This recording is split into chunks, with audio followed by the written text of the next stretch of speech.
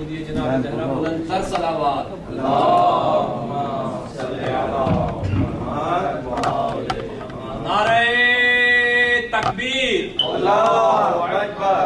نعرہ تکبیر اللہ اکبر. نعرہ رسالت یا رسول اللہ. نعرہ رسالت یا رسول اللہ. نعرہ حیدری نعرہ حیدری نعرہ صلوات.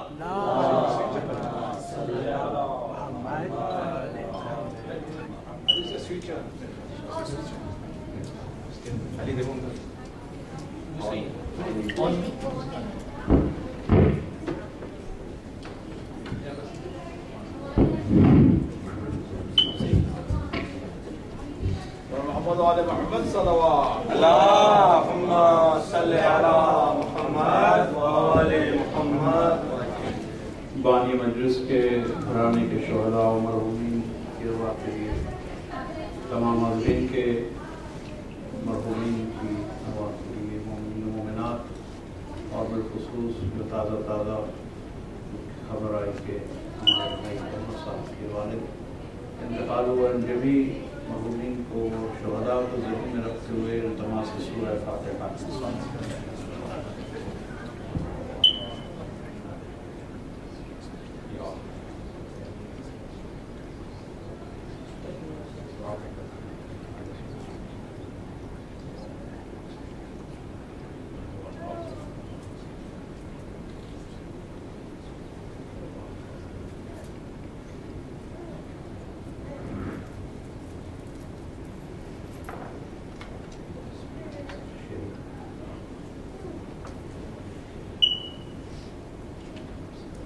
تاجر ضرور حضرت حجت کریم اللہم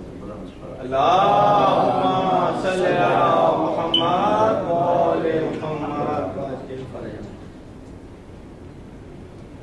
اعوذ باللہ من الشیطان الرجیم بسم اللہ الرحمن الرحیم. الحمد للہ الذی جعل الحمد مفتاحا لذکرہ والسبيل إلى جنانه والسبب لزيادة إحسانه والصلاة والسلام والتحية والإكرام على سيد أصل ما في الوجود سر الله في كل موجود نقطة دائرة الوجود صاحب اللواء الحمد والمقام المحمود مولانا مولى الثقلين جد الحسن والحسين بالقاسم محمد.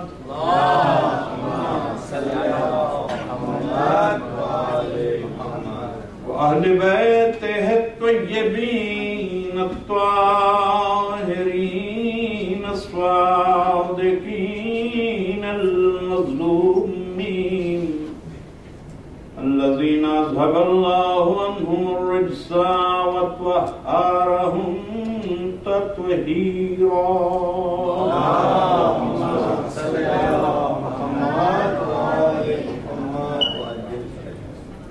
ولعنة الدائمة على أعدائهم أجمعين.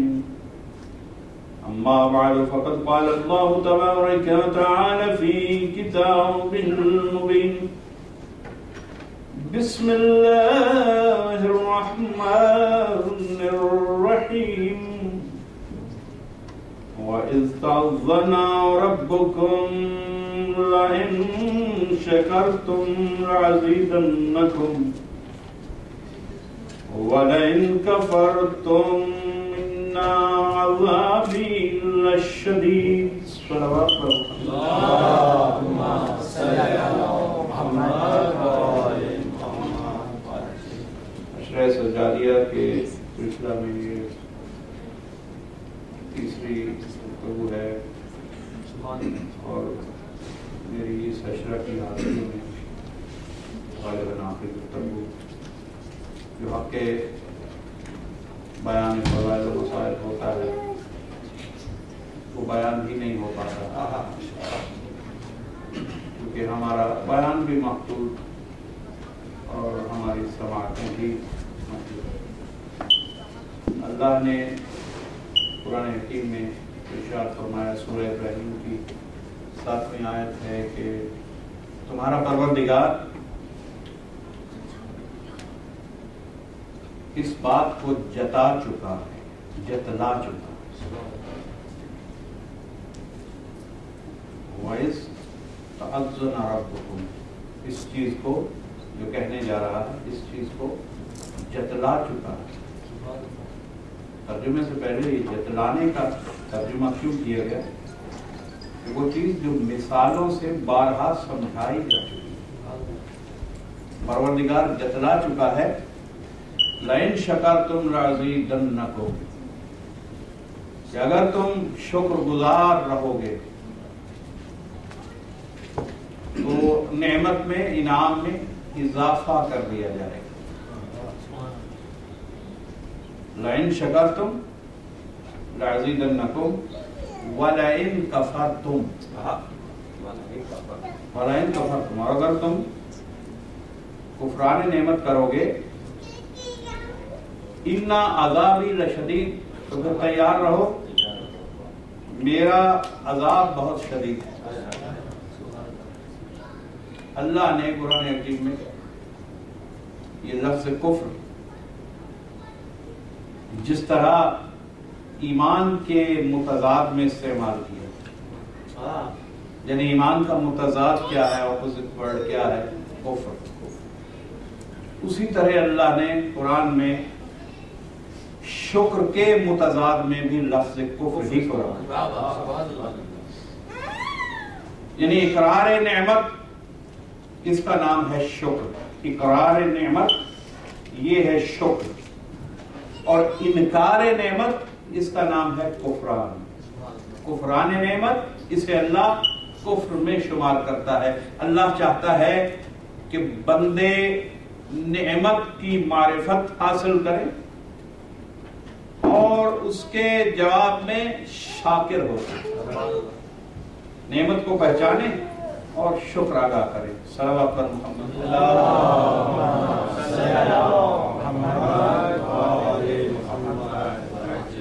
نعمت کو پہچانے۔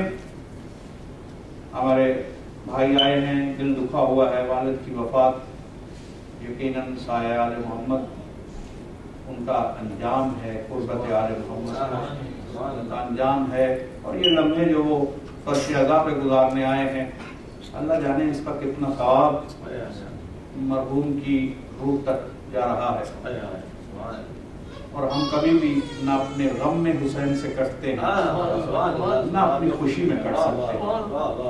یہ ہم صرف محرم میں ذکر حسین نہیں کرتے، ہماری زندگی کا ہر لمحہ حسین سے بندھا ہوا ہے، ہماری دنیا بھی حسین کے ساتھ ہے، ہمارا برزخ بھی حسین کے ساتھ ہے، ہماری قبریں بھی حسین کے ساتھ ہیں، اور اسی شکرانے میں ہم یہ فرش عزا منعقد کرتے ہیں تاکہ کفران نعمت والوں میں نہ ہو۔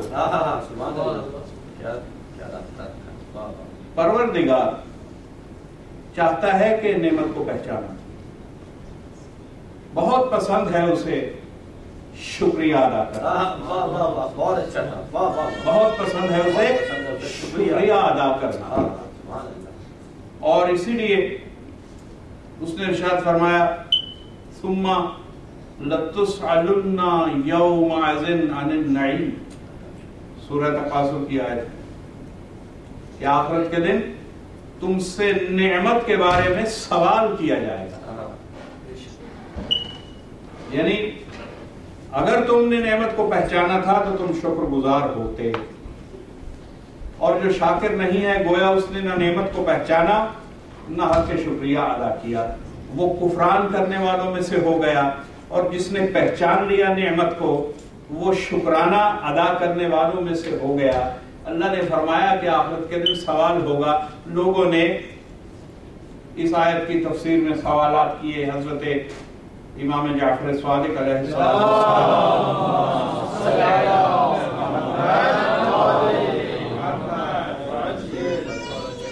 آپ کی بزم میں ہر قسم کے لوگ علوم سیکھنے کے لیے حاضر ہوتے تھے۔ ایک مکتب فکر کے امام نے بھی اسی دروازے سے سب کچھ سیکھا، اور یہاں تک کہا کہ اگر 2 سال جعفر صادق کی تربیت و صحبت کے نہ ملتے تو میں ہلاک ہو جاتا۔ اب وہ اسی مکتب فکر کے وہی امام بھی بیٹھے ہیں، اور سوال ہوا کہ کون سی نعمت کے بارے میں یوم آخرت میں سوال ہوگا؟ تو امام صادق علیہ السلام نے فرمایا، ان کی طرف رجوع کیا جو امامت کا دعویٰ کر رہے تھے کہ آپ بتائیں، آپ اپنے لوگوں کو اس نعمت کے حوالے سے کیا بتاتے ہیں؟ وہ نعمت کیا ہے؟ آپ بھی تو امام ہیں۔ تو انہوں نے جواب میں یہ کہا کہ اس سے مراد کھانے پینے کی نعمتیں ہیں، دنیا کی لذتیں ہیں، دسترخوان کی نعمتیں ہیں، پھل ہیں، سبزیاں ہیں، وہ جو مسلم ہے، سب کچھ ہے۔ یہ جو اللہ نے اتنا کچھ انواع و اقسام کی صورت میں غذاؤں میں، نعمتوں میں عطا کیا، اسی کے بارے میں سوال ہوگا۔ تو امام کا چہرہ سرخ ہوا۔ امام فرماتے ہیں کہ جانتے ہو اللہ سخی الاسخیاء، اور اس کی شان کریمی کہ یہ بہتان ہے کہ وہ دسترخوان عالم کو خود نعمتوں سے چنے، خود ہر چیز خلق فرمائے، اور اگر کوئی اس دسترخوان سے زیادہ استفادہ کر لے تو پھر اس سے حساب مانگے۔ فرمایا کہ نہیں، اس کی سخاوت، اس کا جود، اس کی کریمی، اس کی عطا کا معیار یہ نہیں ہے کہ وہ کھانے پینے کی لذتیں، نعمتیں کسی کو عطا کرے۔ ہاں، اگر کوئی ان نعمتوں کو برباد کر رہا ہو تو اس پہ وہ ضرور ناراض ہے، لیکن اگر کوئی شکر کے ساتھ حاصل کر رہا ہو تو اللہ اسے قیامت کے دن مسئول نہیں بنائے گا، سوال نہیں کرے گا۔ تو سب کی آنکھیں کھلی، اچھا یہ کھانے پینے کا سوال نہیں ہے، تو امام نے فرمایا کہ سن لو اور یاد رکھو، فرزند رسول بتا رہے ہیں کہ سن لو اور یاد رکھو، وہ نعمت جس کے لیے آخرت میں سوال ہونے والا ہے، وہ نعمت کھانے پینے کی چیزوں کے بارے میں حساب نہیں ہوگا، ان چیزوں کے بارے میں سوال نہیں ہوگا۔ وہ نعمت ہم آل محمد کی ولایت کی نعمت، نعرے حیدری، اور یہ سوال کا لفظ لَتُسْأَلُنَّ، اسی طرح سورہ صافات میں ارشاد فرمایا وَقِفُوهُمْ، ایک منظر اللہ نے لکھ دیا قرآن میں، وَقِفُوهُمْ إِنَّهُمْ مَسْئُولُونَ، یہ جو اپنے اعمال کی مستی میں جنت کو اپنے لیے کنفرم سمجھ کے بڑھ رہے ہیں، وَقِفُوهُمْ، روک لو انہیں، وَقِفُوهُمْ، اسی قدم پہ انہیں روکو، جنت میں داخل نہ ہونے پائیں، وَقِفُوهُمْ إِنَّهُمْ مَسْئُولُونَ، ابھی تو ان سے ایک اہم سوال باقی، اور یہ سوال مسئولون لَتُسْأَلُنَّ قُلْ لَا أَسْأَلُكُمْ عَلَيْهِ أَجْرًا إِلَّا الْمَوَدَّةَ فِي الْقُرْبَى، قرآن کی ایک آیت دوسری آیت کی خود تفسیر کر دیتی ہے۔ رسول اللہ سے صلی اللہ علیہ وآلہ وسلم سے سوال ہوا، یا رسول اللہ یہ وَقِفُوهُمْ إِنَّهُمْ مَسْئُولُونَ کی منزل پہ روک کے کون سا سوال کیا جائے گا؟ جو لوگ جنت کی طرف بڑھ رہے ہیں انہیں روک دیا جائے گا اور ایک سوال کیا جائے گا، یہ کون سا سوال ہوگا؟ تو رسول نے برجستہ جواب دیا، عن ولایت علی ابن ابی طالب، ابو سعید خدری معروف صحابی اور حضرت ابو ہریرہ معروف صحابی دونوں راوی ہیں، اور وہ کہتے ہیں کہ اس حد تک لوگوں نے اس آیت کو رسول کی بتائی ہوئی تعویل سے اس حد تک قریب سمجھا کہ کہ بہت عرصہ لوگ اس آیت کو یوں پڑھتے تھے وَقِفُوهُمْ إِنَّهُمْ مَسْعُولُونَ عَنْ وِلَایَتِ عَلِی. تو پھر رسول نے بتایا کہ بھائی آیت یہ ہے، یہ تعویل آیت ہے. صلوات پڑھو.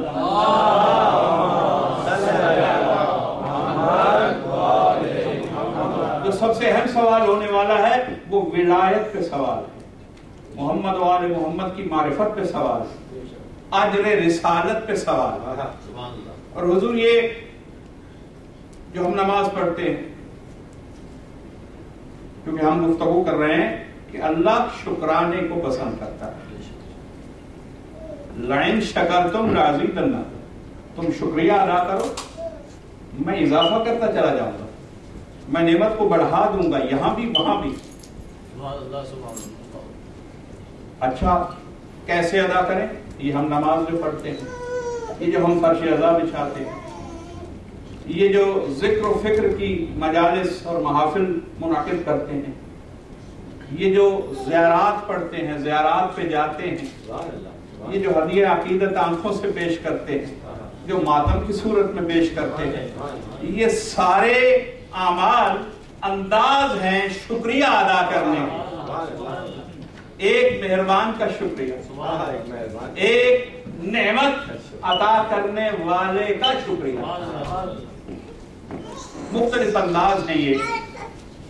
اور دیکھیے میں ایک جملہ یہ کہنا چاہتا ہوں آپ کی اجازت سے کہ شکریہ کا مسئلہ ایسا مسئلہ ہے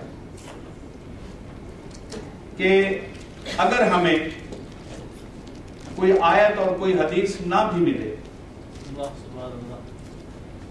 سپوز، اور کوئی شرعی کتاب اس حوالے سے نہ بھی ملے کہ شکریہ ادا کرنا چاہیے، پھر بھی ہم شکریہ ادا کرنے کے پابند، کیونکہ شکریہ کا مسئلہ شرعی نہیں ہے، عقلی.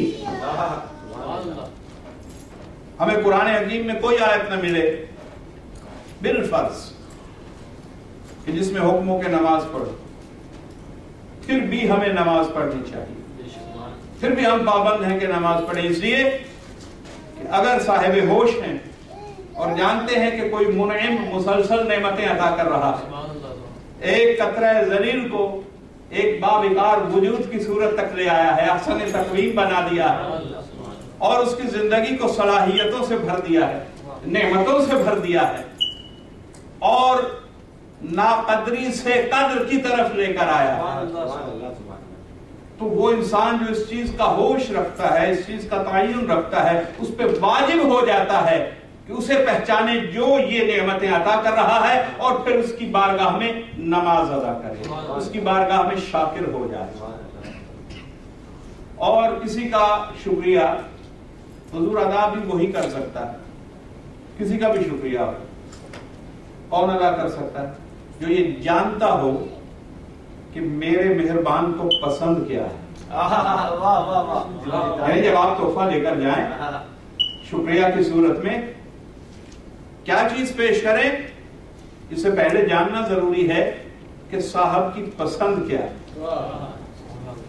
دیکھیے ایک مثال، کسی کو مچھلی کا ذائقہ اچھا نہیں لگتا اور آپ اس کے کسی احسان کے شکریہ میں اس کے گھر مچھلی تیار کر کے چھوڑا،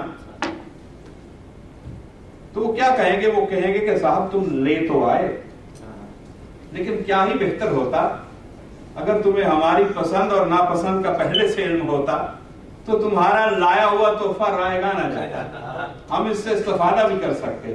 تو یہ بات ہے کہ جب تک آپ کسی کی پسند کو نہیں پہچانتے، اسے پسند کیا ہے، وہ کیا چیز لینا چاہتا ہے، اس وقت تک آپ کا تحفہ بھی اسے اس طرح سے خوش نہیں کر سکتا جس طرح سے اسے راضی کرنا چاہیے. تب اللہ نے خود بتا دیا، کیونکہ اللہ نے ہمیں پابند کیا کہ میری بارگاہ میں شکرانہ ادا کرو. اب شکر کیسے ادا کرو؟ تو اللہ نے خود بتا دیا کہ ایک عبادت، مجھے عبادت پسند ہے، اس لیے کہ تمہیں میں نے خلق ہی جن و انس کو عبادت کے لیے، قرآن ہی کیا، مگر عبادتوں میں پھر مجھے ایک عبادت ایسی پسند ہے کہ جس میں میری ساری عبادتیں جمع ہو جاتی ہیں، اور اس عبادت کا نام ہے نماز۔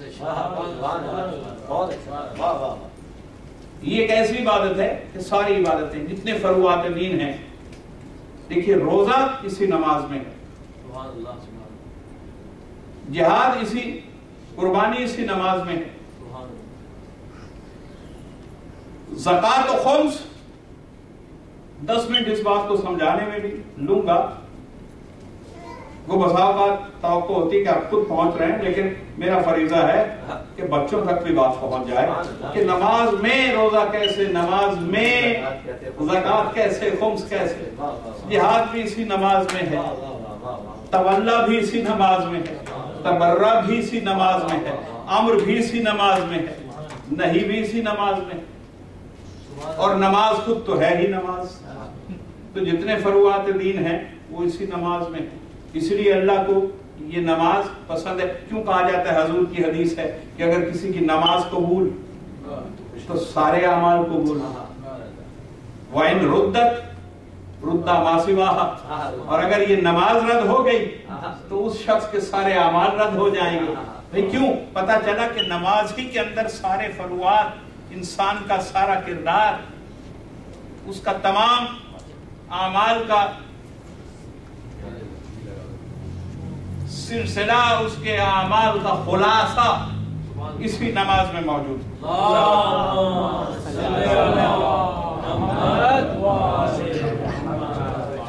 محمد وآل محمد صلوات۔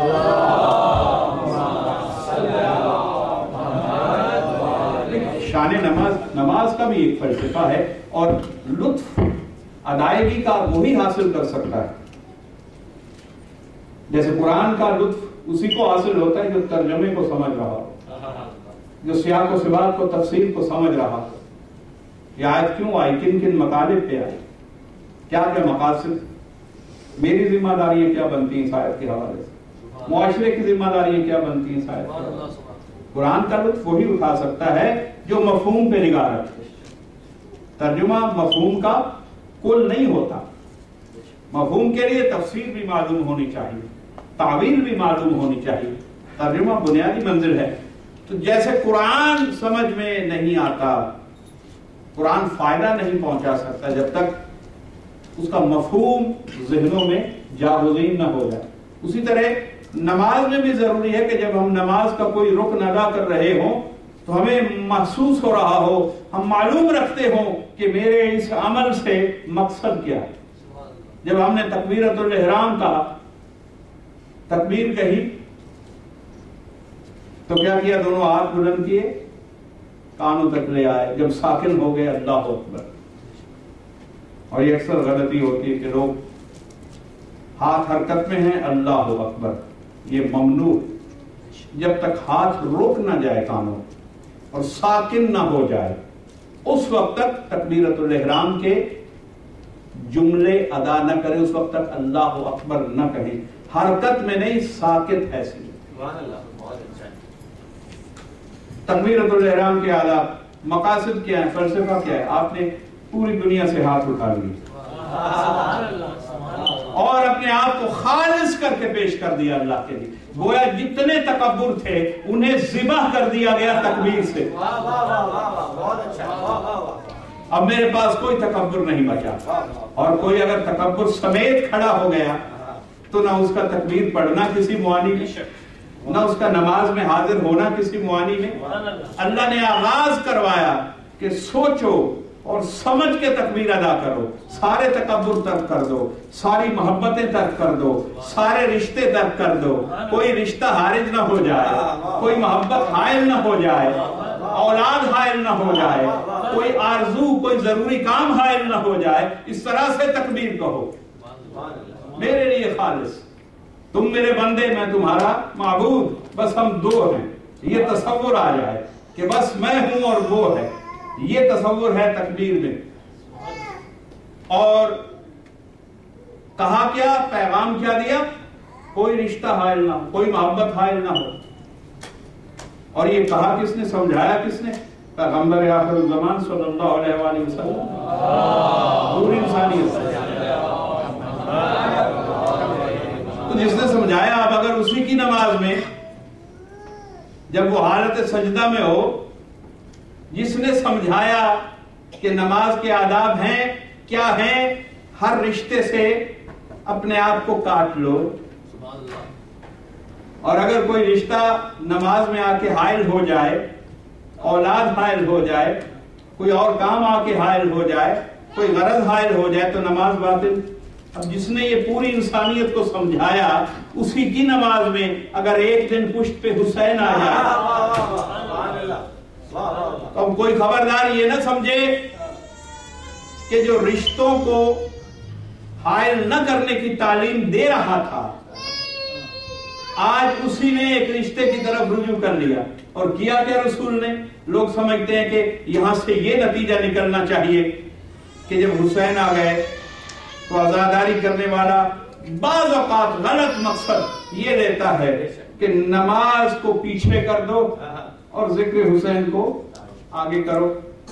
بات یہ ہے کہ انہوں نے رسول کے عمل کو غور کی نگاہ سے دیکھا ہی نہیں۔ انہوں نے کیا یہ نہیں دیکھا کہ رسول نے ایک ہی وقت میں نہ حسین کو چھوڑا نہ نماز کو چھوڑا، نماز کی بھی تکمیل کی اور محبت حسین کا مظاہرہ بھی مکمل کر دیا۔ تو رسول سے سیکھیے کہ کیا کرنا ہے، نہ نماز کو چھوڑو نہ حسین کو چھوڑو۔ یہ ایک دوسرے کے مقابل ایک دوسرے کی ضد نہیں ہے، یہ ایک دوسرے کے مددگار ہیں۔ نعرہ حیدری! تو رسول نے اس کیفیت میں ایک بچہ آیا جو بظاہر تاریخ میں نواسا ہے، مگر رسول نے بعد میں اعادہ نماز نہیں کیا کہ بھئی بچہ آ گیا تھا، مجھے یہ نماز دوبارہ پڑھنے دے۔ یہ حسین کو کہیں بھی کہا اور ڈانٹ دیا، روکا ہو بیٹا آپ تو اس گھرانے کے فرد ہیں، کیا آداب صلاۃ نہیں جانتے؟ یہ تو وہ گھرانہ ہے، اس کا بچہ بھی شریعت کو جانتا ہے، کیونکہ امام ہے، ہونے والا امام ہے، شریعت کے سارے مسائل نزاکتیں جانتا ہے۔ حسین کا آنا بھی بتا رہا ہے اور رسول کا حسین کو پشت پہ قبول رکھنا بھی بتا رہا ہے کہ یہ ایک رشتہ نہیں آیا تھا، یہ ایک بچہ نہیں آیا تھا۔ حسین ایک بچے کی حیثیت سے نہیں آئے تھے، رسول کے نواسے کی حیثیت سے نہیں آئے تھے، حسین ایک صاحب منصب کی حیثیت سے آئے تھے۔ اب چونکہ حسین بھی اللہ کی نشانی تھا، نماز بھی اللہ کی نشانی تھی، اس لیے نشانی میں نشانی جب آئی تو پھر سجدہ باطل نہیں ہوا بلکہ سجدے کی عمر طویل ہو گئی۔ سجدے کی زندگی طویل کرنے کے لیے آیا حسین، جو 3 تسبیحات میں ختم ہونے والا سجدہ، اس کی زندگی ایسی طویل ہوئی کہ 72 بار رسول نے سبحان ربی العلیٰ و بحمدہ پڑھا۔ حسین کے آنے نے سجدے کو زینت دی، تو کیوں نہیں حسین کو واپس بھجوایا؟ اور اللہ نے یہی چاہا، سجدے میں وہی ہو گئی تھی کہ جب تک حسین خود نہ اترے حسین کو اتارا نہیں جائے گا، اس لیے کہ اللہ حسین کا آنا بطور منصب دکھلانا چاہتا تھا، یہ بطور رشتہ نہیں۔ یہ اللہ کی نشانی ہے، ہمارا بچہ نہ ہم اللہ کی نشانی ہے نہ ہمارا بچہ اللہ کی نشانی ہے، صرف نماز اللہ کی نشانی ہے۔ لیکن رسول کی پشت پہ نماز بھی اللہ کی تھی، رسول بھی اللہ کا تھا، مسجد بھی اللہ کی تھی، سجدہ بھی اللہ کا تھا، حسین بھی اللہ کا تھا، اس لیے اللہ کی ساری نشانیوں کا اجتماع تھا۔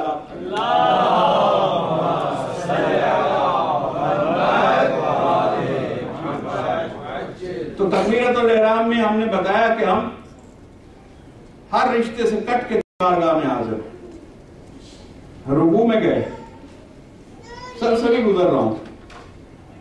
رکوع میں کیا حکم ہے کہ جب آپ رکوع میں جائیں، شرعی مسئلہ آداب رکوع، تو اپنے سر کو جھکا نہ دیں،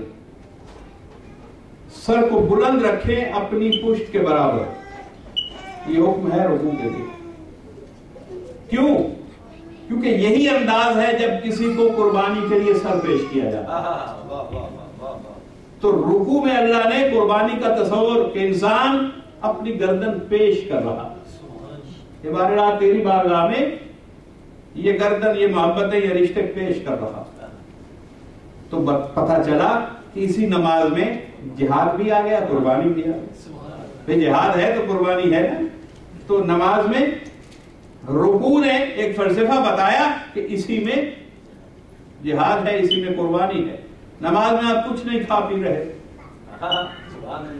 آپ اپنے حواس خمسہ کو نفسانی ضرورتوں کے لیے استعمال نہیں کر رہے، تو گویا کہ آپ حالت روزہ میں ہیں، نماز میں روزہ بھی آ گیا، کیفیت روزہ، تشبیہ روزہ نماز میں آ گئی۔ اب دیکھیے کہنے کو 2 رکعت ہے، لیکن اگر نمازی کے جسم پہ ایسا لباس ہے کہ جو اس نے مال حرام سے کما کے پہنا، یا اس نے مال درست ذریعے سے کمایا، محنت ہی سے کمایا، صلوات پڑھیے محمد۔ یہ چیز دیکھ کہ ہے تو صرف 2 رکعت یا 4 رکعت، جتنی بھی نماز ہے، کہنے کو بڑی آسان، لیکن اس کے اندر سارے اعمال جمع ہو رہے ہیں۔ ایک نمازی کا بدن پاک ہے یا نہیں، لباس پاک ہے یا نہیں، پھر لباس جو پہنا ہوا ہے اس پہ حلال ہے یا نہیں، اور صرف یہ نہیں کہ مال حرام سے کمایا، مال حرام کئی طرح سے مال حرام ہو جاتا ہے کہ کمایا اپنے ہاتھوں سے مگر اس میں سے نہ زکوٰۃ ادا کی، نہ اس میں سے خمس ادا کیا، حقوق اللہ جب ادا نہیں کیے تو وہ آپ کا ہی مال آپ پر حرام ہو گیا۔ اب اس مال سے جب لباس خریدا اور اس لباس کے ساتھ نماز میں کھڑے ہو گئے تو پتہ چلا کہ وہ نماز بھی قبول نہیں ہوگی جس میں غصب کا لباس ہو۔ اگر مقام ایسا ہو، زمین ایسی ہو کہ جو غصب شدہ ہو، تو اس مقام پر زمین کی وجہ سے بھی نماز ادا نہیں ہوتی۔ اب گھر خریدا اس مال سے کہ جس سے خمس ادا نہیں ہوا تھا، اب لباس خریدا ایسے مال سے، تو پتہ چلا کہ جس نے خمس و زکوٰۃ ادا نہیں کیے گویا اس کی نماز قبول نہیں ہو رہی۔ تو پتہ چلا اسی نماز میں معیار قائم ہو گیا کہ آپ خمس بھی ادا کرنے والے ہیں یا نہیں ہیں، زکوٰۃ بھی ادا کرنے والے ہیں یا نہیں ہیں، جہاد میں قربانی میں اپنی گردن کو رکوع کی صورت میں پیش کرنے والے ہیں یا نہیں ہیں۔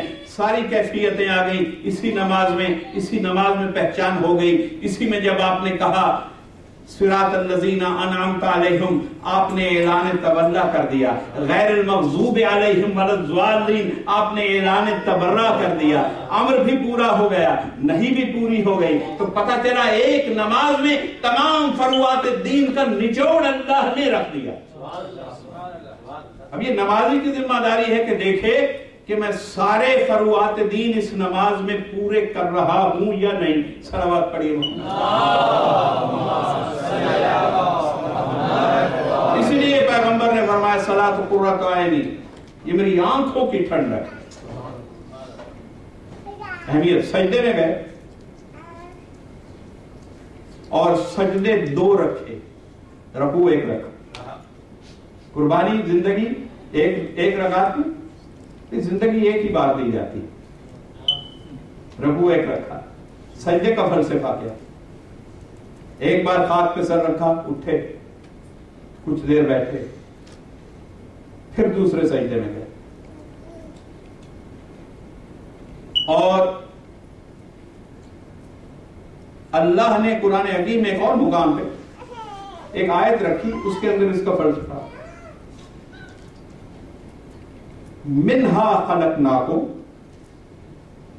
وفیہا نعیدکم ومنہا نخرجکم تارۃ اخری، سورہ طٰہٰ کی آیت، منہا خلقناکم۔ اور یہ وہ آیت ہے جب امیر المومنین علیہ السلام کو ضربت لگی تھی حالت سجدہ میں، اور امام اس ضربت سے جب زخمی ہو گئے تو آپ نے مسجد کی مٹی اٹھا کے اس زخم پر ڈالی اور یہ آیت پڑھ رہے کہ یہی وہ مٹی ہے، اللہ فرما رہا ہے یہی وہ زمین ہے، یہی وہ مٹی ہے، منہا خلقناکم، جس میں سے ہم نے تمہیں خلق کیا، وفیہا نعیدکم، اور اسی میں تم لوٹائے جاؤ گے، ومنہا نخرجکم تارۃ اخری، اور آخرت کے دن تم اسی سے پھر اٹھائے جاؤ گے۔ تو یہی مٹی ہے۔ تو مولا نے بصیرت مومن کو ایک سبق دینے کے لیے آخری لمحوں میں اس آیت کو پڑھا حالت سجدہ میں زخمی ہو کر. اور سجدہ یہی فلسفہ بتا رہا ہے. پہلا سجدہ پیشانی مٹی پہ رکھ لی, جسم کی سب سے بڑی بلندی سب سے پست مقام پہ رکھوا, تاکہ ہم سمجھ جائیں کہ بندگی میں زندگی ہے. اگر بندگی نہیں ہے تو کچھ بھی نہیں ہے. تو پہلا سجدہ آپ اٹھے, مٹی سے آئے, پھر بیٹھے, استغفر اللہ ربی واتوب الیہ, پھر سجدے میں گئے, دوسرا سجدہ, پھر واپس مٹی میں گئے. تو دو سجدوں میں اللہ نے سمجھایا کہ تم اسی مٹی سے آئے ہو, اسی مٹی کی طرف لوٹائے جاؤ گے. یہ اللہ نے سمجھا دیا دو سجدوں میں کہ انسان اپنی حیثیت کو معلوم کر لے. اور جس زندگی پہ اتنا ناز کر رہا ہے, جس زندگی کی مصروفیات میں مجھے ہی بھولتا چلا جا رہا ہے, اسے یہ بتا دوں کہ وہ جو تم مٹی سے آئے تھے وہ پہلا سجدہ تھا, تم دوبارہ مٹی میں گئے, یہ دوسرا سجدہ تھا. درمیان میں ایک بہت چھوٹا سا وقفہ تھا, اسی کا نام ہے زندگی. اور مومن وہی ہے کہ جو اس مختصر زندگی کو جو دو سجدوں کے درمیان ہے اس کو استغفار میں صرف کر دے, طلب مغفرت میں صرف کر دے. یہ نماز اسباق دے رہی ہے مومن کو, لیسنز عطا کر رہی ہے کہ زندگی سیکھ لو, تہذیب سیکھ لو, انسانیت سیکھ لو, اپنا اور معبود کا رشتہ سیکھ لو. صلوات کرو.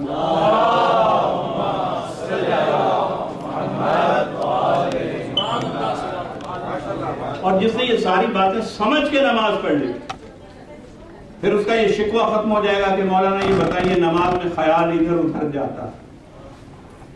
جو یہ سوچ رہا ہے کہ قیام میں کیا کہہ رہا ہے, رکوع میں کیا کر رہا ہے, سجدے میں کیا کر رہا ہے, تو اس کی تو ساری صلاحیتیں عبد کی حیثیت میں معبود کی طرف رجوع کیے ہوئے. تو اتنی مہلت کہاں ہے کہ وہ دوسری باتیں سوچے. جو اس سے کٹ کے پڑھ رہا ہے اس کا اپنا مقدر. لیکن اگر ہم فلسفہ نماز کو سمجھ کے ادا کریں تو کئی انسانی کمزوریوں پہ قابو پایا جا سکتا ہے. اور جس نے سمجھ کے نماز ادا کی گویا اس نے شکریہ ادا کیا. اللہ چاہتا ہے کہ تم شکریہ ادا کرو شعوری طور پہ, عقلی طور پہ. زبان سے صرف تھینک یو نہیں. آپ نے شکر للہ کی تصویر پڑھی, یہ زبان سے اظہار کیا, لیکن جب آپ نے نماز پڑھی آپ نے عمل سے شکریہ ادا کر دیا. جب آپ نے روزہ رکھا آپ نے عمل سے شکریہ ادا کر دیا. جب آپ حج کو گئے عمل سے, آپ نے اس کے بعد زیارت پڑھی. ہم کیوں زیارت حسین ضروری سمجھتے ہیں نماز کے بعد, مجلس کے بعد؟ اس لیے کہ ہم چاہتے ہیں کہ ہم ناشکروں میں نہ رہیں. سب سے پہلے اللہ کا شکریہ ادا ہو جائے اور پھر اس گھرانے کا شکریہ ادا ہو جائے جس گھرانے نے اللہ اور اس کی نماز ہمیں دیے. تو اس لیے ہم اس مہربان کو بھی پہچانتے ہیں اور ان مہربانوں کو بھی پہچانتے ہیں جو وسیلہ بنے اس تک لے جانے. تو ہم ان سب کا شکریہ ادا کرتے ہیں, اس لیے زیارت بھی پڑھتے ہیں. زیارت بھی شکریہ ہے. کربلا کی طرف جائیے, زیارت شکریہ ہے. تھوڑی سی بیداری سے تھوڑی سی گفتگو, یہ شکریہ ہے. یہ موضوع ایسا نہیں ہے بلکہ یہ صرف ایبسٹریکٹ گفتگو آج کہیں بھی نہیں ہے. یہ آپ کی روزمرہ زندگی سے جڑی ہوئی گفتگو آج کرنا چاہتا ہوں. وہ ساری گفتگو جو ہوتی ہے وہ کہیں نہ کہیں ہماری ہی زندگی سے رشتہ رکھتی ہے, لیکن بعض نکات بچوں کے لیے آسان نہیں ہوتے کہ جوڑیں اپنی زندگی سے. لیکن میں نے آج کوشش کی کہ میں ایسی گفتگو کر دوں کہ بچے سمجھتے چلے جائیں کہ ڈائریکٹلی اس گفتگو کا ہم سے کیا رشتہ ہے. اور عبادت ہے ہی وہی کہ جو ہم پہ کوئی نہ کوئی اثر مرتب کر دے, ہمارے نفس کو بدل دے, ہماری سوچ کو ترقی عطا کر دے معرفت کی طرف, عبادت کی طرف. تو حضور یہ ساری گفتگو ہم نماز پڑھتے ہیں تاکہ شکریہ ادا ہو, ہم مجلس میں آتے ہیں شکریہ ادا ہو, یہ مال کا ہدیہ پیش کیا جاتا ہے تاکہ ان ہستیوں کا, محسنوں کا شکریہ ادا ہو جائے. یہ آنسوؤں کا ہدیہ ہم جسم سے شکریہ ادا کرتے ہیں. یہ ماتم اپنے وجود سے شکریہ ادا کرتے ہیں. یہ وقت پیش کرنا مجلس کو، نماز کو، تعقیبات کو، شکرانے کو، تسبیحات کو، قرآن کی تلاوت کو، یہ وقت پیش کرنا یہ سب سے بڑا شکریہ ہے کہ میں اپنا وقت پیش کرنا چاہتا ہوں اس کتاب عظیم کے لیے، میں اپنا وقت پیش کرنا چاہتا ہوں اس مجلس حسین کے لیے، میں اپنا وقت پیش کرنا چاہتا ہوں۔ ایک سرسری شکریہ اس نے ادا کیا جس نے 2 رکعت پڑھ لی، ایک شخص اس کے بعد نصف گھنٹہ کم سے کم یا 1 گھنٹہ تعقیبات ادا کر رہا ہے، اس کا معیار تشکر بلند ہے، وہ نہیں چاہتا کہ جلدی سے شکریہ ادا کر کے فارغ ہو جائے، اس کے دل میں اتنا احساس ہے، شکر گزاری ہے کہ نماز تو ختم ہو گئی لیکن اس کا ذوق ادائے شکریہ مکمل نہیں ہوا، اس لیے کبھی آیات کا سہارا لیتا ہے، کبھی تسبیحات کا سہارا لیتا ہے، کبھی گریہ کا سہارا لیتا ہے۔ صلوات پر محمد۔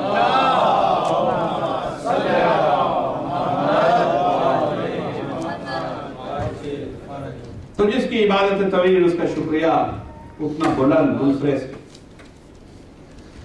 اور اگر یہ ساری 4 چیزیں یہ تو طے ہے نیتاً اگر خلوص سے ہو، اور اگر کہیں ریا ہو تو پھر کسی عمل کی کوئی جزا نہیں، لیکن جو خلوص سے مالک اور اپنے رشتے کو پہچان کے یہ وقت پیش کرتا ہے اور ساری خواہشات سے کٹ کے یہ وقت پیش کرتا ہے، یقیناً وہ حق کے شکریہ ادا کر رہا، جو مجلس میں یہ طے کر کے آیا اس گھرانے کا شکریہ، اس حسین کا شکریہ جس نے توحید بچا کر دی، جس نے اسلام بچا کر دیا، جس نے سجدے اور نمازیں بچا کر دی، جس نے انسانیت کو بچا کے میرے حوالے کر دیا، جس نے شریعت کو بچا دیا۔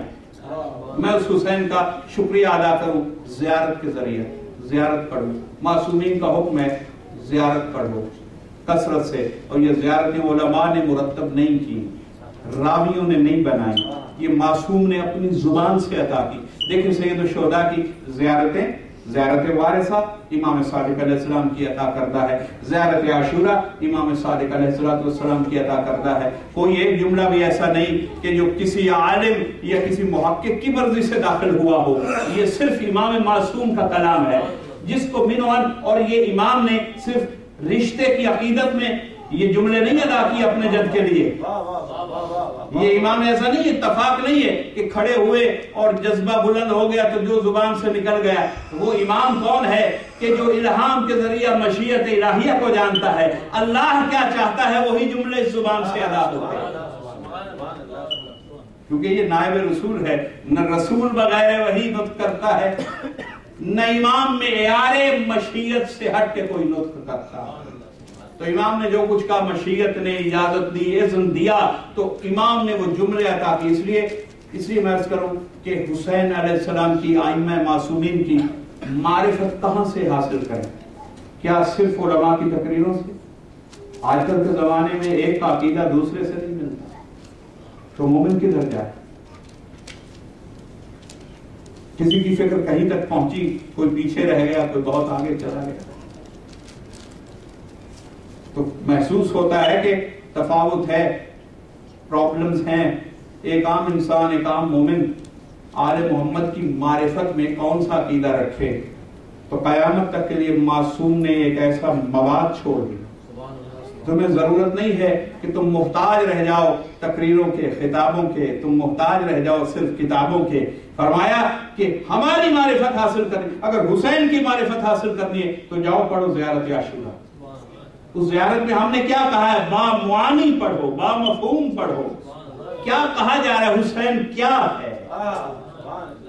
زیارت وارثہ پڑھو، اس سے معرفت حسین حاصل کرو، کہیں سے ضرورت نہیں ہے معرفت حسین سیکھنے کی، زیارت وارثہ سے حسین کی معرفت حاصل کرو۔ زیارت امین اللہ، زیارت امیر المومنین، یہ جتنی زیارات ہیں، زیارت جامعہ معصومین کی عطا کردہ ہیں، جائیے ان زیارات سے معرفت حاصل کریے، اور جب معرفت حاصل ہوگی تو جو جذبہ پیدا ہوگا اس معرفت کے بعد، اسی کا نام تو ہے شکریہ۔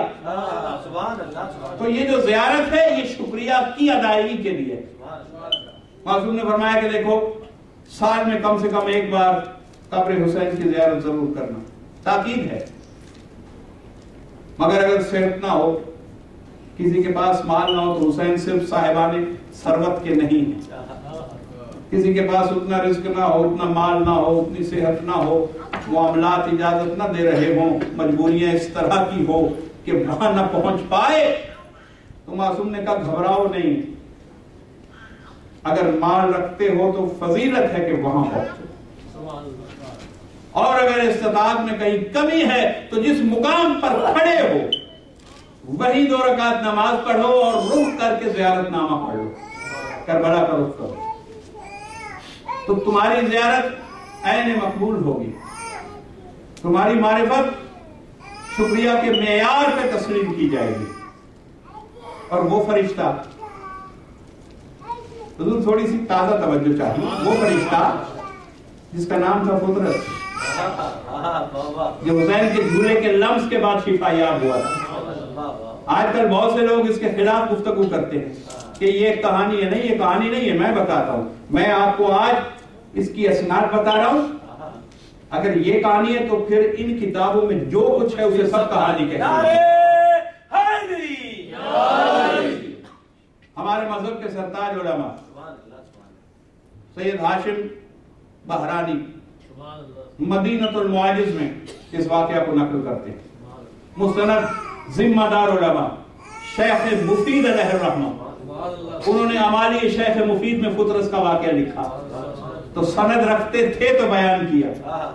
شیخ صدوق علیہ الرحمہ اکمال الدین ان کی کتاب ہے، اس میں یہ واقعہ فطرس کا موجود ہے۔ علامہ مجلسی نے اپنی کتاب بہار الانوار میں اس واقعہ کو لکھا۔ تو بہت سی کتابیں مذہب شیعہ کی ہے، الخرائط ہمارے مذہب کی عظیم کتاب ہے، اس میں یہ واقعہ موجود، اور ایک فرشتے کے نام سے موجود نہیں ہے۔ لوگوں نے تو صرف ایک فطرس ہضم کرنا، مزاج اس قسم کے ہیں، معرفت اتنی قلیل ہے کہ سمجھ ہی نہیں آ رہا ایسا ہو کیسے گیا۔ حسین کو سمجھیں تو پتا چلے کہ فطرس کو شفا کیوں ملی تھی۔ ایک فطرس نہیں، سرسائل فرشتہ، دردائل فرشتہ، ان سب کا تذکرہ ان کتابوں میں جن کا میں نے ابھی تذکرہ کیا، گویا الگ الگ واقعات میں 3 فرشتوں کا تو واضح تذکرہ ہے جسے تاریخ نے بھی نوٹ کیا، اس دروازے پہ شفا لینے کے لیے آیا۔ حسین کے لمس نے کسی کی بیماری کو شفا دے دی، کسی کے ٹوٹے ہوئے چھنے ہوئے پر دوبارہ سلامت ہو گئے، کسی کی پرواز کی قوت بلند ہو گئی۔ تو یہ ساری عطائیں، یہ شفائیں کہاں سے ملی؟ حسین کے دروازے سے۔ ہم اس لیے زیارت پڑھتے ہیں کہ ہماری بھی معرفت حسین کے لیے مکمل ہو جائے۔ دیکھیے بہت بڑی ایک بات 2 منٹ کی کہہ دوں گا کہ شکریہ بہت ضروری ہے، اور صرف اللہ اور معصوم ہی کا نہیں، ہر بندے کا شکریہ۔ اگر کوئی بچہ پانی کا گلاس پلا دے تو اس کا بھی شکریہ ادا کیجیے۔ یہ زوجہ محترمہ گھر میں صرف نوکری کی بنیاد پر نہیں آئی، یہ برابری کی بنیاد پہ آئی۔ اگر آپ دفتر سے تھکے ہوئے آئے ہیں، کام سے تھکے ہوئے آئے ہیں، تو آپ کی زوجہ، آپ کی اہلیہ، وہ بھی گھر میں سارا دن مشقت کرتی رہی، تو آ کے اپنا لب و لہجہ ایسا نہ رکھیے کہ اس کی فکر کو چوٹ پہنچے۔ شاکر بن کے آئیے اور جواب میں بھی شکریہ ملے گا۔ بھائی عاطفت عورت کی زیادہ، بچہ رویا، مرد نے فوراً کمرہ بدل لیا، عورت کی درجہ ہے سارا دن ساری رات بچے کے ساتھ ہے، کیونکہ وہ شاکر ہے، بہتر شاکر ہے، مشکل میں شکریہ ادا کرتی رہتی ہے، اپنے فریضہ کو ادا کرتی رہتی ہے۔ اس لیے مومن اگر کوئی ہے تو اس پہ بھی واجب ہے کہ مومنہ کے جواب میں شاکر بن کے تعلق قائم کرے۔ سعد بن معاذ صحابی رسول عظیم ہستی تھے، محبوب ہستی، پیغمبر کی بھی اور آل محمد کی بھی۔ جنگ خندق کے شہداء میں رسول نے ہاتھوں سے دفن کیا۔ فضائل یہ ہے، مولا علی نے کہا جب حق چھن گیا تھا تو مولا نے کہا کاش آج سعد بن معاذ زندہ ہوتے تو یہ مدینے والے ان کے ہوتے ہوئے ہمارا حق نہ چھین سکتے، کیونکہ ان کا اثر اتنا تھا لوگوں کے ذہنوں پہ۔ تو وہ مقام ہے معاذ کا، لیکن جب ہاتھوں سے رسول نے دفن کر دیا، شام ہوئی، آنکھوں میں آنسو آئے، کسی نے پوچھا یا رسول اللہ کیوں گریہ فرما رہے ہیں؟ فرمایا کہ اس وقت معاذ پہ فشار قبر ہو رہا۔ فضائل ایک طرف، شہید بھی ہیں، سب کچھ ہے، رسول نے ہاتھوں سے دفنایا، اس سے بڑی شفاعت ہے کیا؟ سارے گناہ معاف ہو گئے ہوں گے، ساری تکالیف سارے عذاب برطرف ہو گئے ہوں گے، لیکن ایک تکلیف رکھی گئی، پوچھا گیا کیوں؟ کہ بہترین انسان تھے معاشرے کے، لیکن اپنی گھر والی سے برے لہجے سے بات کرتے تھے، بد اخلاقی سے گفتگو کرتے تھے۔ تو کوئی بھی عمل ایسا نہیں، دیکھیے اللہ حقوق اللہ معاف کر سکتا ہے، لیکن حقوق العباد کے معاملے میں اگر کوئی شہید بھی ہو جائے تو اسے بھی حساب دے گا۔ صلوات پڑھیے۔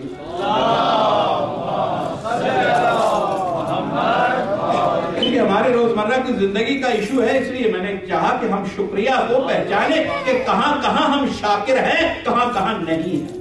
بھائی جو بندے کا شکریہ ادا کرنا بھول جائے، اس کی عادت جب ارتقا پاتی ہے تو اللہ کا شکریہ بھی بھول جاتا ہے۔ عادت پیدا کہاں سے ہوتی ہے کہ جو بھی چھوٹی سی مہربانی کر دے، چھوٹی سی فیور کر دے، اس کا شکریہ ادا کیجیے۔ گھر میں ماحول قائم کیجیے۔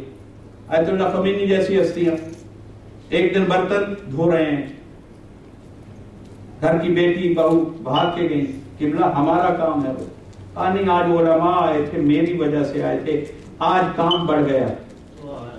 اس لیے جب کام کا لوڈ بڑھ گیا تو میری ذمہ داری ہے کہ میں احساس کروں اور تمہاری مشقت میں تمہارا ہاتھ بتا دوں۔ تو حضور شکریہ کیا ہے کہ کسی کا احساس کرنا۔ اور حسین محسن دین ہے، تو وہ صاحب دین ہو ہی نہیں سکتا جو اتنے بڑے محسن کا احساس نہ رکھتا ہے۔ اس لیے ہم زیارت پڑھتے ہیں، السلام علیکم یا وارثہ آدم صفت اللہ، اے آدم کے وارث سلام۔ یہ فکرہ صرف کہنے کا نہیں، ساتھ ساتھ سوچنے کا ہے۔ معرفت، تاکہ معرفت ہوگی تو شکریہ ادا ہوگا۔ یہ عام فرد نہیں، آدم کا وارث، آدم کے علم کا وارث، آدم کی آدمیت کا وارث، آدمیت کا وارث۔ السلام علیکم یا نوح یا وارث نوح نبی اللہ۔ نوح نجی تھے۔ ان الحسین مصباح الہدایہ و سفینۃ النجات۔ نوح بھی ایک سفینے کا مالک ہے، اس سے بڑے سفینے کا مالک ہے حسین۔ تو نوح کے سفینے کا وارث کون؟ نجات دہندہ ہے نوح، نجی اللہ۔ حسین بھی نجات دہندہ ہے، اس کا وارث حسین۔ ابراہیم خلیل اللہ، اس کے وارث سلام، خلت ابراہیم کا وارث۔ یہ معرفت کے نقطے ہیں، پورے کرتے جائیے، ساتھ ساتھ سوچئے۔ ابراہیم کے سارے مقامات پہ غور کر لیجئے، اس کے بعد وارثہ ابراہیم خلیل اللہ ہے۔ جو کچھ ابراہیم کے پاس تھا اس سب کا وارث ہے حسین۔ موسیٰ کا وارث کریم اللہ کا، وہ کوہ طور سے گفتگو کرتا ہے، یہ کوہ سنا سے گفتگو کرتا ہے۔ اور وارث عیسیٰ روح اللہ، کلمت اللہ کا وارث، وارث محمد حبیب اللہ۔ تو پتہ چلا 5 اولو العزم انبیاء اور 6 جناب آدم، 5 صاحبان شریعت نبی۔ پتہ چلا 5 انبیاء کی شریعتوں کا کوئی ایک وارث بنے تو وہ حسین ہے۔ تو یہ ہے ہمارے فتح حسین۔ اس لیے ہم زیارت وارثہ پڑھتے ہیں، اس لیے تاکید ہے کہ ضرور پڑھو، مصیبت آئے تو پڑھو، سفر پہ نکلو تو زیارت پڑھو، طویل نہ پڑھ سکو تو صرف اتنا ضرور پڑھ کے نکلو، السلام علیکم یا ابا عبداللہ الحسین۔ کسی گھر کو مقام کو چھوڑو یا مہمان جاؤ، وہاں ایک بار زیارت حسین کی نماز پڑھو تاکہ وہ زمین گواہ بن جائے، بار الہ یہ شاکروں میں تھا، یہ حسین کے معرفت والوں میں تھا، یہ زیارت پڑھتے گیا ہے۔ تو فطرس کو حکم ہوا تھا، جب فطرس کو شفا ملی تو فطرس نے پوچھا، یا رسول اللہ آپ کے شہزادے کے لمس نے صدیوں کی سزا ختم کر دی، شفا مل گئی، کوئی میرے لائق خدمت ہو۔ تو آیت اللہ رسولی محلاتی، انہوں نے اپنی کتاب زندگانی حسین میں یہ لکھا ہے کہ پیغمبر نے فرمایا کہ ہاں تمہارے ذمے ایک مستقل خدمت حسین کی لگا رہا ہوں۔ تو عرض کی ہے یا رسول اللہ کیا خدمت؟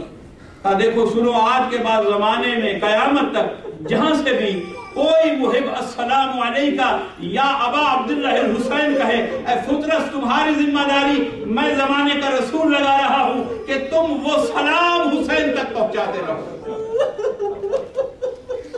تو فطرس آج بھی آپ کی زیارتیں، آپ کے سلام اپنے محسن کی، آپ کے محسن کی خدمت میں پہنچا رہا۔ ذمہ داری ہو گئی فطرس کی قیامت تک کے لیے، اور حسین وارث انبیاء ہے۔ بس انہی 5 منٹوں میں 2 جملے مسائل کے سن لی۔ آج حسین کا دل دکھا ہوا ہے، آج حسین کے سینے کا آرام جسے سکینہ تو بنت الحسین کہتے ہیں، ہم آج اس بیوی کے سوگ میں یہاں جمع ہوں۔ یہ بیوی 4 سال کی بچی ہے، جن کی بچیاں معصوم ہیں، ان کا احساس زیادہ تازہ ہے۔ وہ سوچیں اس گھرانے پہ کیا گزری، اپنے تجربات کو دیکھیں، ان محبتوں کو دیکھیں، ان محرومیوں کو دیکھیں۔ جناب سکینہ حسین وارث تھے تو صرف فضائل کے وارث نہیں، جتنی ان انبیاء کی مصیبتیں آئیں ان مصیبتوں کے بھی وارث ہیں۔ دیکھیے فضیلت اور مصیبت ایک دوسرے کے ساتھی، اور ایک بہت اہم جملہ اس مجلس کا فکری نقطہ آپ کے حوالے کر کے جا رہا ہوں۔ دیکھیے 2 لفظ ہیں، ایک ہے آفت، ایک ہے مصیبت۔ آفت غیر اختیاری ہوتی ہے، اللہ کی طرف سے آتی ہے۔ مصیبت اختیاری ہوتی ہے، مومن خود اختیار کرتا ہے۔ امیر المومنین کو جب ضربت لگی تھی، حسنین رو رہے تھے، شہزادے رو رہے تھے، فرمایا صبر کرو، نہ رو، جس راستے کو ہم نے چنا ہے اس راستے کے بعد یہ دن دیکھنا پڑتا ہے۔ اللہ نے جن فضائل کا ہمیں مالک بنایا، امام فرماتے ہیں ان فضائل کے ساتھ یہ مصیبتیں تو آئیں گی ہم پہ۔ فضیلت کے ساتھ ہوتی ہے مصیبت، مصیبت آفت نہیں ہوتی، مصیبت رحمت ہوتی ہے، جسے مومن معرفت سے خود قبول کرتا ہے۔ اور اس کی کئی مثالیں معصومین کے کلمات زندگی میں جناب زینب سلام اللہ علیہا سے ابن زیاد نے کہا تھا، دیکھو اللہ نے تمہارے ساتھ کیا کیا، تمہارے مردوں کو، بچوں کو، جوانوں کو قتل کر دیا، تمہیں اسیر کر دیا، گویا نظریہ جبر پیش کر رہا تھا، اپنا کام اللہ پہ ڈال رہا تھا۔ تو بی بی نے اس کو جواب میں کیا کہا؟ بی بی نے کہا کہ خبردار، ہم نے اللہ کو سوائے جمیل ہونے کے سوا کچھ نہیں پایا۔ البلاء للولا بی بی کا جملہ ہے۔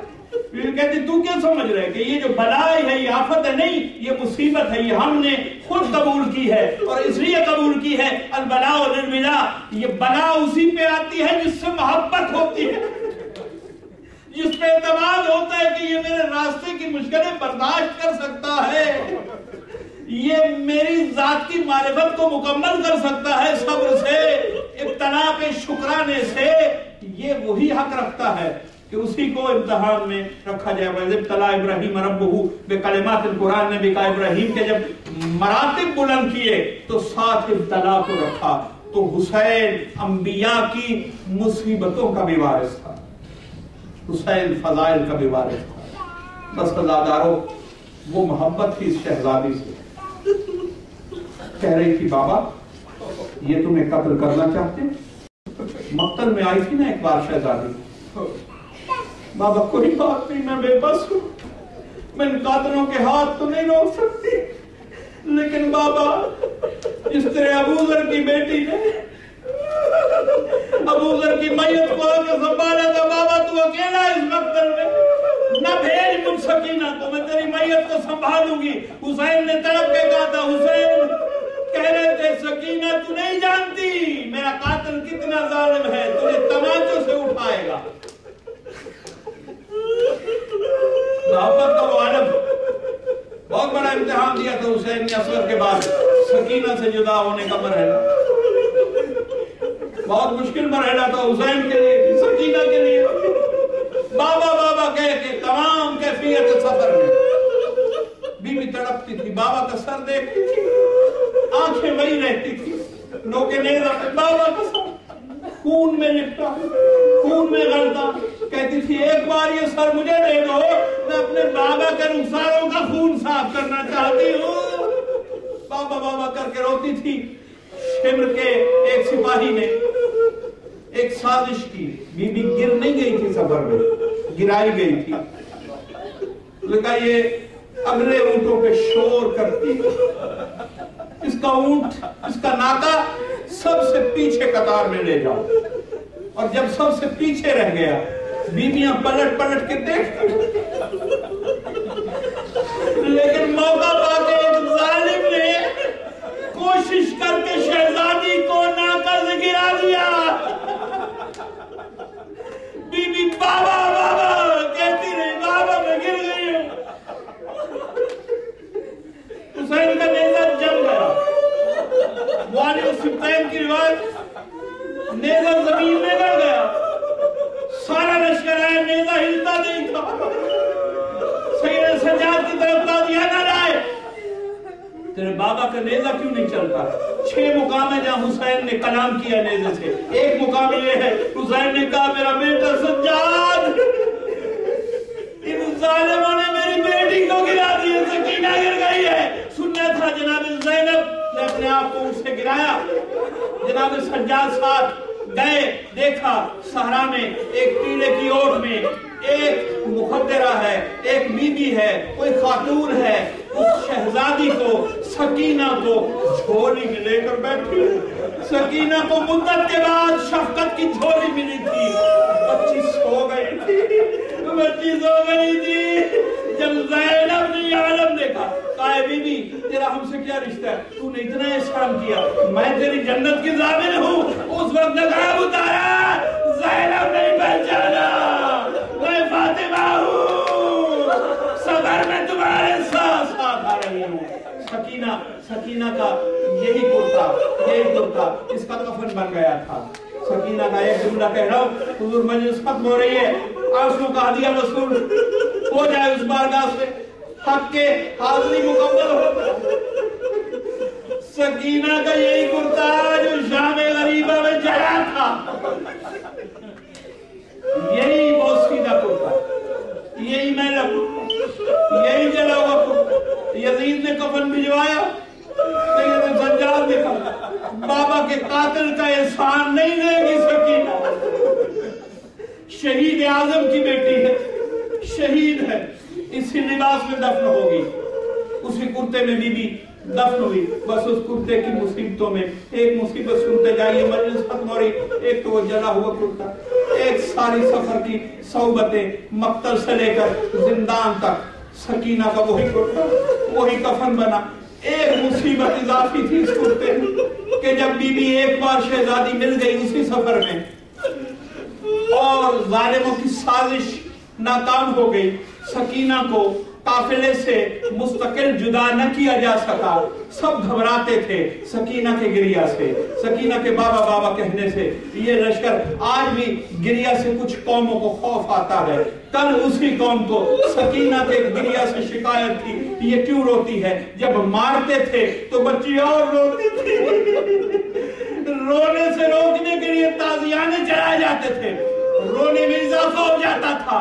اس وقت ایک ظالم نے سب سے آخری اونٹ پہ جا کے سکینہ کو اس طرح سے اونٹ کے بدن سے باندھا رسی کے ساتھ کہ تمام سفر میں شام تک سکینہ بندھ کے گئی اس اونٹ کے بدن کے ساتھ۔ اب سارے سفر میں جب اونٹ چلتا تھا، جسم نازک تھا، ارے بابا حسین کے سینے پہ سونے کی عادی تھی۔ اب اونٹ کی ہڈیاں، اونٹ کا سخت جسم جب رگڑ کھاتا تھا، جس میں اتھر زخمی ہو جاتا تھا، جب شام میں رسی کو کھولا گیا، اتارا گیا سکینہ کو، دیکھا پورا بدن زخمی ہے، پورا کرتا سکینہ کے لہو سے لہولوان ہے۔ ارے میں کیسے کیوں نہ رہوں، ارے میں کیسے بیان کروں، ارے سکینہ کا کفن وہی جلا ہوا کرتا، وہی خونہ آلودہ کرتا، اسی کرتا کے ساتھ روتی روتی معصومہ بابا کے پاس پہنچ گئی۔